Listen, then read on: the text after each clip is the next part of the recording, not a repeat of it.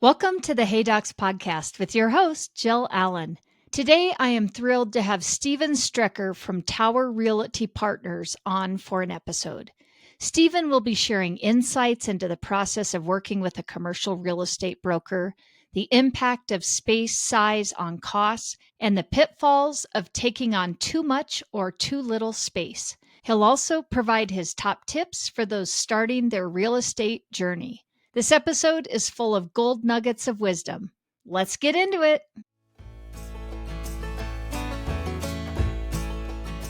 Hey docs, when it comes to marketing, I keep hearing that you're frustrated and that you don't know what you're paying for or even if your marketing efforts are working. Are you wondering what your next marketing move should be? I would suggest you contact Mary Kay Miller and her team at Kaleidoscope. With their free digital marketing audit, you will get answers and solutions to your biggest marketing questions. Go to contactkl.com to request your free digital marketing audit today. When it comes to websites, SEO, and digital advertising, you don't know what you don't know till you know. Find out what you don't know today. That's contactkl.com. All right, Stephen, I am so excited to have you on Hey Docs with me. Thanks so much for being here. Thank you for having me. This is going to be fun. Probably some of my favorite topics are talking about real estate and lending. And, I know every time I have an episode like this, everyone's on the edge of their seat. Okay, what's she going to talk about this time? And what's the guest going to have to say? So I'm wondering if you wouldn't mind, just to start us off, I always love it if you can just give us a little bit of history on yourself, who you are, how you started Tower Realty Partners, and just go from there with us. Yeah, that's great. I started Tower Realty Partners in 2017 and really wanted it to be a focus just on helping doctors get the best solution for their real estate needs. It was like I came from another company and felt like it was a little bit more pushed through the system. And really what I wanted to do is understand exactly what the doctors were wanting and help provide them the best solutions. So I started that in 2017 in Denver, Colorado. And love living here, and I love the outdoors and all that. So it's been a perfect place to live. I started working more with doctors all over the United States because we really realized that it didn't have to be in this territory in order to help people find the best options. Yeah. Mainly it came down to a lot of the things that I'm sure we're going to talk about today, being space and size and all that. So it's been great. Yeah. That's great. And of course, you're right here in my backyard. So I love that. And you just talk about the mountains or being outdoors, and that just makes my heart sing anyways, because I love all of that as well. I definitely want to just jump right in and talk about this process that every doctor is going to have to go through if they are going to do a startup. Even with acquisitions, you're going to have to renegotiate leases a lot of times, or even to some extent, if you get into partnerships, at some point, if you are leasing, you're going to have to deal with my lease is up and what are we going to do next? So I want to really talk about, let's focus a little bit more on startups right now, because that's where we've got a lot of docs that listen to this podcast. That's where they're at. But I'm wondering if you can just talk to us a little bit about what it looks like when somebody says, okay, I think I'm going to move down this path, start looking at real estate, and I need to get a commercial broker on my team, because that's something I definitely advocate for with all of my clients. I'm like, never do this on your own. You need somebody who understands these contracts and whatnot. Can you talk to us just a little bit about what somebody could expect when they start moving down this path? Yeah, I think starting with the end in mind is probably the most important, is trying to understand exactly what you want your practice to look like 10, 15, 20 years down the road. And then being able to start to put that picture together. So when you're talking to commercial real estate broker, starting to put the team together, that there's some picture of what you're trying to achieve. I think that's one of the most important parts. Whenever I start to work with somebody, my first goal is really to try to understand what they're wanting and not necessarily what they what they've been told, but ultimately, what do you want it to look like? Do you want to eventually own your real estate? I think that's an important Hmm. one. Or do you want to have multiple practices? Or have you thought about just having one big practice or an efficient practice? What do you also want your lifestyle to look like? And so Hmm. I think at that point, then you cater the real estate to match that part. But I think that's where we start. Yeah, yeah, for sure.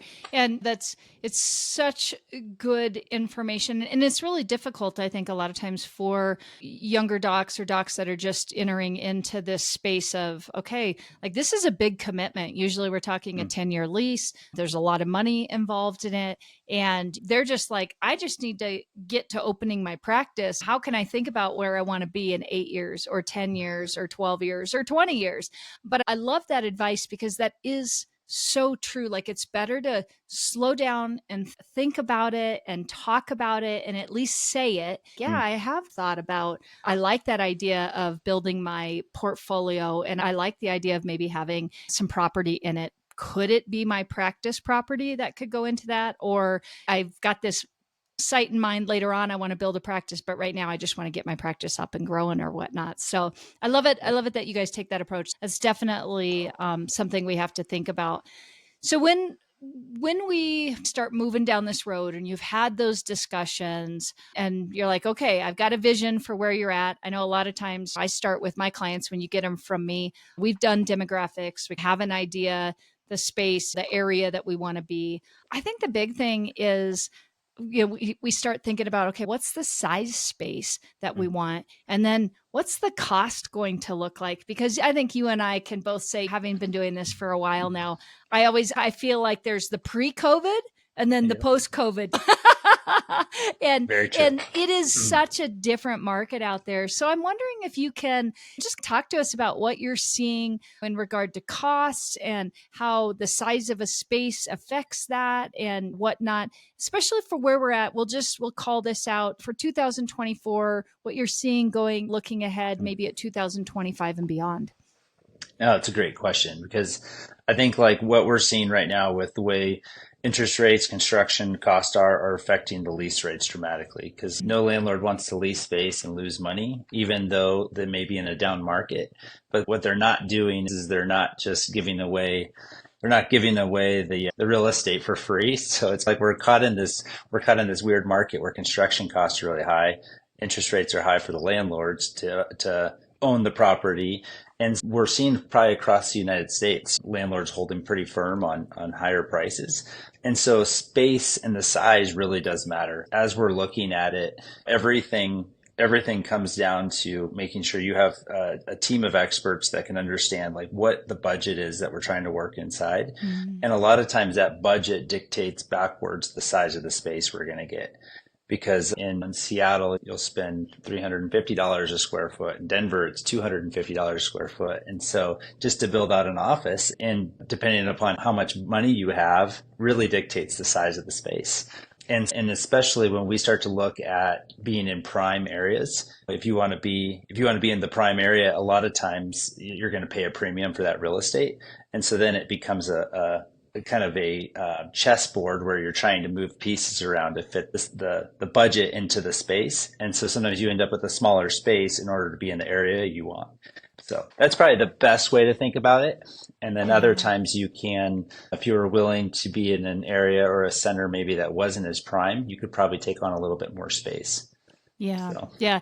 And what I think is, to your point, it seems so counterintuitive right now where you hear that there's so much real estate out there. But what I'm always telling my docs is, yeah, there may be lots of like 10 and 15,000 square foot spaces out there, these big spaces, but there is not a lot of 1,500 to 2,500 square foot spaces. And that's our sweet spot, right? In our industry, when we're looking at, I have docs ask me all the time, Jill, like what size, if I'm talking to my commercial broker, what should I be looking for? And I'm always like, 1,500 is our low end, 2,500 is our high end. We've got a little bit of wiggle room on both sides, but that's our sweet spot. But man, trying to find that out there in just in general is really tough. And I think you could speak to this too. it's taking a while to find spaces also. So like we find them and then we're like, oh geez, the rent is crazy high, or it isn't in a good location or whatnot. And I'm wondering if you can even, if you've got any insight on that. I'm always just telling my docs, be patient. It's not going to happen overnight. It's Yeah. not like it was, again, pre-COVID. It's a totally different market. But what are you seeing as far as about how long it's taking docs? I just know it's significantly longer. I don't know if you've even got a number for that for me. Yeah, it's definitely taking a lot longer than it used to. And I think I always tell people from the time we start having the initial conversation, I would honestly plan about 6 months before Yeah. a lease is signed. And we'd all like it to take a lot less than that. And sometimes it does. Sometimes you can move really fast and it's the right opportunity. It just seems like there is a lot of hurdles as you start the process. One of the first things we did is we have the discovery call. And then really what we're going to do is go out, and a good commercial real estate broker is going to go out and look at the market. And hopefully at that point you have a demographic study done. And then we're going to find the options. We're going to look at about 6, 7 properties, try to narrow it down to one or two that really make sense. And then at that point, you start negotiating. You start to see where the landlord's at and what they're willing to do. You find out that the rent's really expensive, that they're not going to give you any concessions, or they don't want to give you free rent. You try to massage the deal in order to make it work for what we need. But that process takes a long time. And then once a lease is drafted, it's like that whole process takes a while as well. And Yes. so it's always one of those things where we go into it with intentions of doing it quickly. And it seems like no matter what, the process is just taking a lot longer. Yeah, Yeah. yeah. And I just want to say this out to all my listeners out there. Don't put a target on your commercial broker's back, because usually they're doing all that they can to push that forward, and they are looking, and there are just times where sometimes we've got an abundance of spaces and other times there's just nothing. And it also has to do with, if you think about, a lot of times commercial leases are longer leases. So when are the leases coming up to, when are things going to become available? And I'm going to echo exactly what you said. I'm definitely seeing it's taking us, I used to say from getting going to doors open, it took 6 months. Now I tell all my docs, we're probably looking at 6 to 12 months from the time we start the process to the time your doors are open, because there's just so many variables that we're looking at. I want to switch gears just a second and talk. I'm going to circle back around to just us talking about that rent is a little bit more expensive in what we're seeing right now, and that it's just harder in general for us to just find those spaces. But one of the misconceptions that I hear all the time from my docs is, if I get a smaller space, it's going to cost me less. Mm. And I'm wondering, and I know you aren't in the construction side of it, but I know that where I'm going with this, that yes, we may not pay as much per square foot, but the build out isn't always, the build out costs are not always that much less. Do you mind speaking to that? I know I'm throwing you a curveball to put you a little bit on the, just asking a question that is maybe a little outside of your scope, but I feel like commercial brokers, you guys have to deal with this a lot where, yeah, you're getting a smaller space, but it doesn't necessarily mean that your costs are going to be so much lower in the build out, which is usually that next thing that we're dealing with in a Yep. budget. I love it because I try to take that holistic approach. I think part of our job in order to, when we're working with you, has been great, because it's like when we look at working with a doctor, it's like you can't just look at one aspect of it. You have to look at the whole process. And honestly, this is probably the biggest piece that affects a deal getting done or not. And like I mentioned, the lender is typically going to give you a certain budget to work within. But cost per square foot, the smaller the space you take, you are taking all of the things, architecture, you're taking the plumbing and the electricity and the drywall and the flooring. You're taking all of those same subs that would normally sometimes go into a 2,500 square foot space, and you're taking their time and they're putting them into a smaller space. So the economies of scale go way down. So all of a sudden you take a 1,500 square foot space, and say your market is $200 a square foot for construction. That's usually based on an average dental size is probably 2,000 square feet. But you take that and you put it into 1,500, all of a sudden you may go up to $260 a square foot, because you're taking those same things and you're just putting it in there. Even though you're using less materials, your cost per square foot doesn't necessarily go down at that same rate. So that's where I Yes. think we end up seeing those budgets where you're like, okay, we took a smaller space, but we really maybe didn't save that much money. Um, Yes. and then I think too, what you're going at too is sometimes we don't have the ability to take more space right now, but sometimes it is more important to say, hey, look, what if we took 1,500 square feet, we make that work, you build it out in a way that hopefully we can maybe get the tenant's space next door and maybe expand Hmm. at a different time after a few years of being profitable. That's something we definitely try to look at. Yeah, yeah. And I love that you're saying that because that kind of takes me into my next thought. But I'm definitely seeing that we're being very creative right Mm. now with kind of taking what we've got. Again, we don't have an abundance market right now. Like I would say pre-COVID, we had our pick and choose. We had so many options out there. Now we're just praying that we have four good options out there. And so I love it that you are thinking about that because when docs, that's what I want you to hear too is there are always options. And I know I've done just recently a lot of offices where maybe we've taken a bigger space. We didn't need that big of a space, but we didn't build it out right away. Or we've taken a smaller space and we've planned on the front end, okay, if we were able to move into our neighbor's space, how do we design this so that if we were to pop a wall, how do we build into it? And so I love that. I love that you're also thinking about that and talking about that with docs. I'm curious if you can talk about that and then just also maybe what are some of the pitfalls that you see when docs are either going too small or too big with their spaces? I know you talked about cost a little bit, but any other thoughts on that? Yeah. The one thing I was going to say too is, well, you were just talking, I was like making sure that you understand, every doctor understands too, everything in commercial real estate is negotiable. You can negotiate the rate is one thing. You can negotiate how much free rent the landlord's going to give you. And sometimes, and then there's also what we call a tenant improvement allowance, which is the money the Mm-hmm. landlord's giving you. But sometimes, like to your point, Jill, is if you take a bigger space, maybe you only pay rent on half of the space for a couple of years, even though you're taking the whole thing.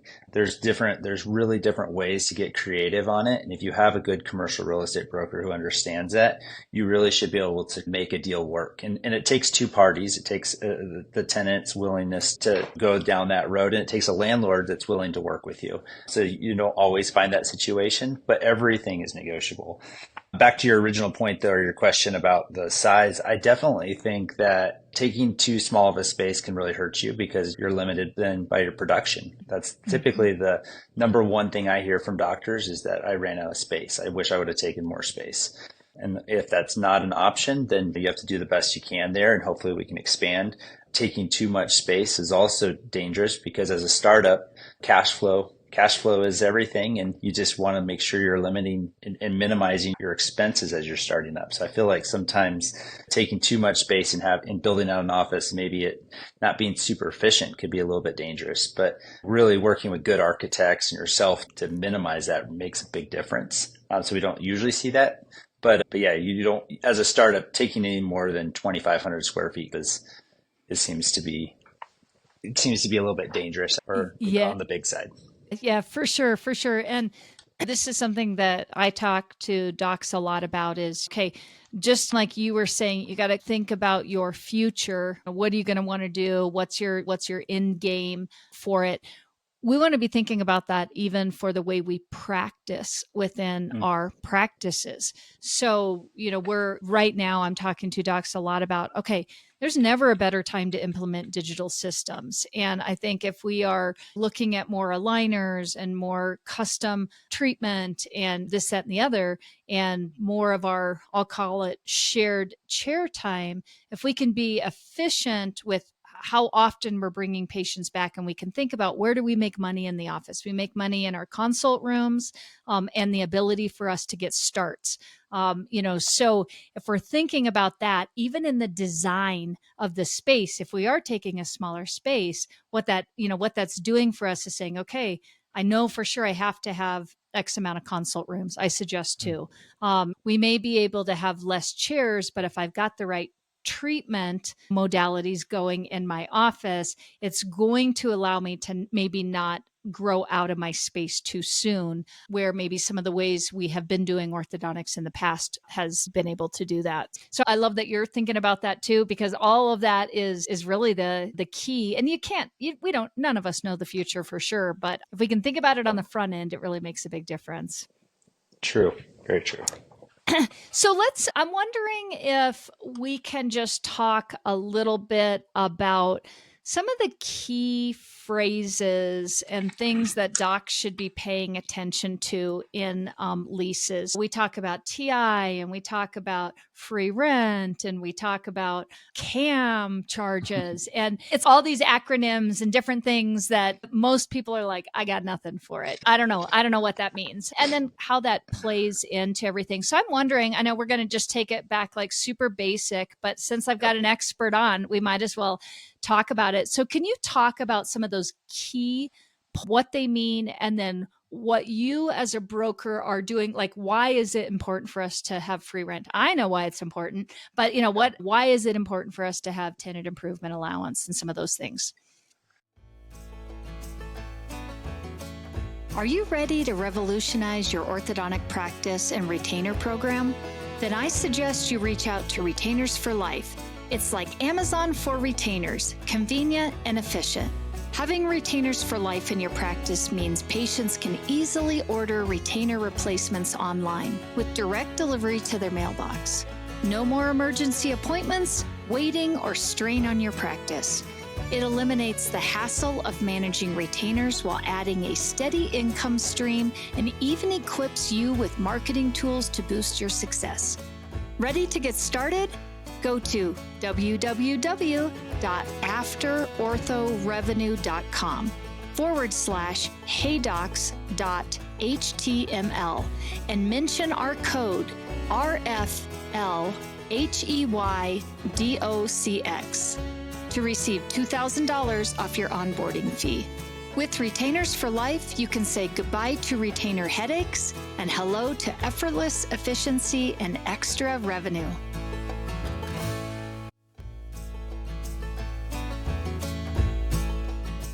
Hey docs, let's talk about Smile Suite, because it's not just another scheduling system.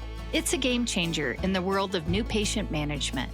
And as a proud Smile Suite partner, I've witnessed the incredible impact it has on practices of all sizes. Smile Suite means your new patient calls and web leads are expertly handled 7 days a week, even during nights and weekends. And they offer top-notch customizable presentation software and seamless post-consultation follow-up. It's like having a secret weapon for your practice's success. Curious? Dive into the revolution at GetSmileSuite.com. And don't forget to mention Hey Docs to unlock some extra goodies. Elevate your practice with Smile Suite, because every smile deserves a suite of excellence. Yeah, the common thing you're going to hear a lot are the TIs. I get people in my car and we're driving around, we're looking at spaces, and I'll just start talking about the TIs and the CAMs and the triple nets, and then I'll be thinking about it and I'm like, wait a second, I don't know if you're grasping what I'm saying, or let me just start over. Let me just start from the basics. So I think doing that right now might be good. Tenant improvement allowance, when we're negotiating out a deal, we're really looking to get a tenant improvement allowance, which is the landlord's giving us money, basically, or building in a certain amount of money to invest in us or you as a doctor as you're building out your space. So that's anywhere from really low end, you may see $20 a square foot, and most everything is based on a square foot number in commercial real estate. And typically it's on an annual basis. And so usually what we're seeing is, okay, so $20 is really low. We just did a deal actually with one of your clients. I think we got $120 or $125 a square foot. So it's great. Yeah. And we needed it because it was in an expensive area. But again, everything's negotiable. And so then you take that number and you multiply it times your square footage, and that's what they're giving you. So some of these checks are multiple hundreds of thousands of dollars. And then we're also negotiating out the free rent part. And the free rent part, like the way I always want to look at it is I want it in two separate sections. So I want free rent while we're doing construction. Then I want free rent once we open for business. Yes. And the reason we do that is because a lot of times there's delays that maybe the landlord causes. And so we can sometimes renegotiate that during the process and go back to them and say, hey, look, you didn't deliver the space. You didn't hold up to your end. So therefore, you're not going to start charging us rent yet. And what we've started doing too is trying to tie that to permitting, because like in Denver, for instance, like it can take you 4 or 5 months just to get your permits. And so we don't want our free rent for construction getting eaten up just because we're waiting for the city to get back to us. We've really, since COVID, tried to get creative on how we've negotiated out this part. And then you have your free rent once you start construction. When you're looking at a space, you have two numbers. Typically, you'll have your base rent, which is the number that is very negotiable. So we'll call $20 a square foot as the base rent. And then you'll have what's called the triple nets. And the triple nets are your taxes, your insurance, and then your common area maintenance, your CAMs. And basically, the landlord takes the total expenses over the building and they divide it up proportionate share. So if you're occupying 10% of the building, you're paying 10% of those taxes and those insurance, and 10% of the common area maintenance, which is in Colorado, it's a snow removal. Other places, it may be blowing the leaves and watering the lawn, but you're paying your proportionate share for the parking lot. And that's most common. Most orthodontists go into retail spaces. So that's going to be mostly triple net leases. There's always a caveat where you might be in a medical office building or professional building. Sometimes those are a little bit different, but that's the down and dirty general of kind of the commercial real estate lingo that we'll typically use. Yeah, I thank you for just talking through that, because I think those are some of these things that nobody really understands. And I go through it a lot with my docs, like, why is it so important? And I'm so glad that you brought up about the permitting thing. If there's one nugget that I would tell everybody with whichever broker they're working with, permitting, and I can just tell you across the United States, permitting is taking a long time. And we just absolutely hate to see, like you said, that we're eating up all of our free rent waiting on something that is completely out of our hands. We have no control over it. We can do nothing about it until the city gets back to us. And so if we can have some safeguards in that lease for us, it really helps us out. I'm also wondering if you can talk just a little bit about what you've been seeing with the banks. And for quite a while, we had some really hard lids on how much rent we could pay in correlation to our loans. There was a percentage, or different banks had different things. I'm wondering if you can talk to that at all, any of the changes that you've seen, or just some advice that you give docs and where we're wanting to stay in percentage of rent to what that looks like with your loan, where you may have a bank. No, you want this space, but here's going to be an issue that we're going to have. And I know everyone's got a little bit of a different lending package, but do you have some generalized things you can talk to about that? Yeah, I think that we used to try to use a specific number. We used to be able to say, okay, we want your rent to be about $6,500 a month, like all in. That was the number. And it's so rare to see that anymore. Wouldn't that be fabulous if we could get that? Yeah.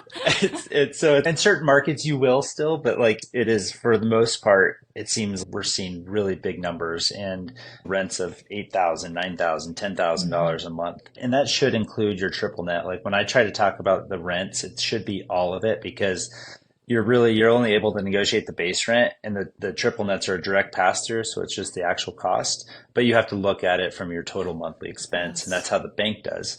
And really what we're seeing is the lenders have actually done a really good job, I think, of keeping up with the market at this point and understanding that dentistry in general orthodontics is still such a safe industry.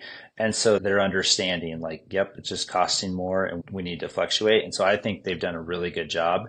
And a lot of times I've seen it come back to them getting very creative as well as we're looking to do this. And one of the things that we've done a lot of is usually we're looking at the first two or 3 years of kind of getting the business going on a startup. And a lot of times we may want the rent to be lower for the first 3 years and then let it ramp up. And that way it's again cash flow. So maybe you're going to pay a higher premium in the back end of the lease, but at the beginning of the lease, we keep it low. That seems to work out really well for a lot of the lenders as well. And just being able to have a collaborative relationship with the doctor, the lender, yourself, and just try to create that package. Yeah. Yeah, for sure. And again, I'm just going to speak to the listeners here. You definitely, if you're working with a broker, ask the questions. You have a say-so in this. And if we want, you want everybody working together, and we don't want doctors getting to this point where the business hasn't ramped all the way up yet, because we know it takes a good 3 years for a startup to really be doing well. And I always tell my docs, like, year 1 through 3 are your hardest years. If we can get 3, we can get to year 5. You're not worrying about your rent at year 5 if you've done it right. So like you're saying, if we can do anything to massage how that works out to give us as much breathing room as we can on the front end, it really will help you in the long run. And I also say, and I know this isn't about banking so much, but I don't worry about it so much once you get going. It's just these first couple of years that are just so killer on docs as we're getting going with where things are at right now. Who knows where we'll be in 3 years from now, but I don't know that we're going to be, I don't think the bottom's going to fall out anytime soon, like we might hope it would.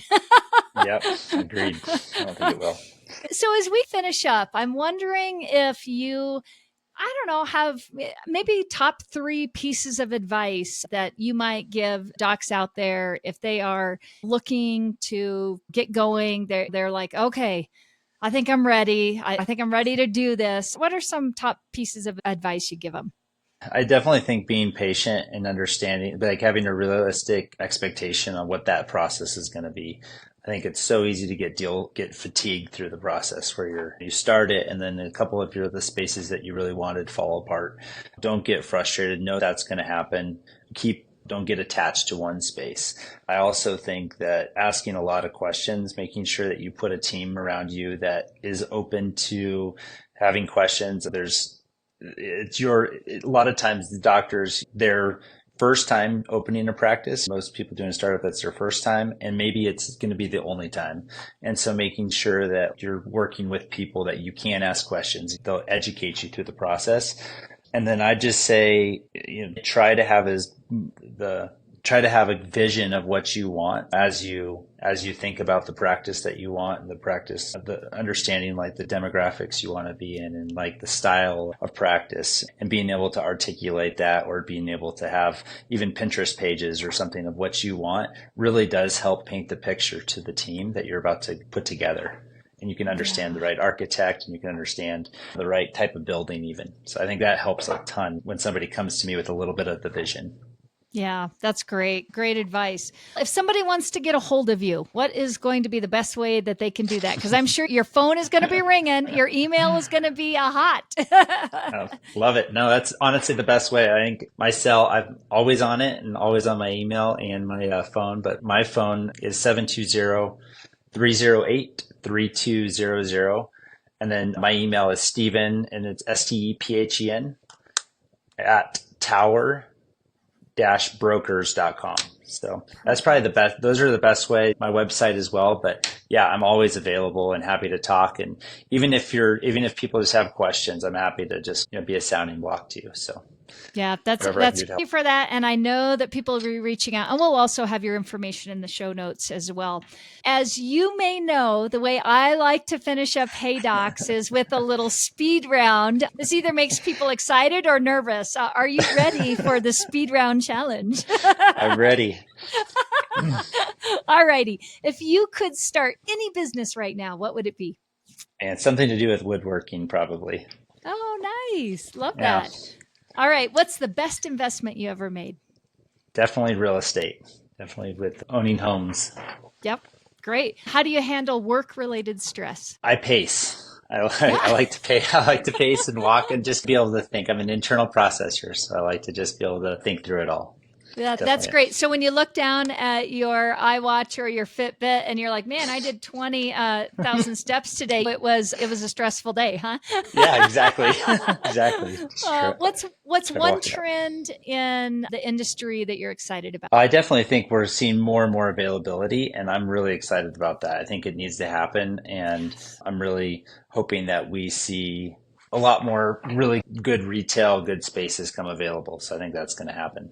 Yeah, perfect. All right. And the final one, you're doing great so far. What's the most valuable piece of advice you would give someone just starting their career? Yeah, that's a great question. I would say it's probably be patient with yourself. I think that's probably, I'm not good at that at all. I get into it and I want to be the expert and I want to be where I should be in 10 years right now. And I think it's learning to be patient and understanding that the journey is actually what makes us who we are. And so I'd say just be patient and go with the flow.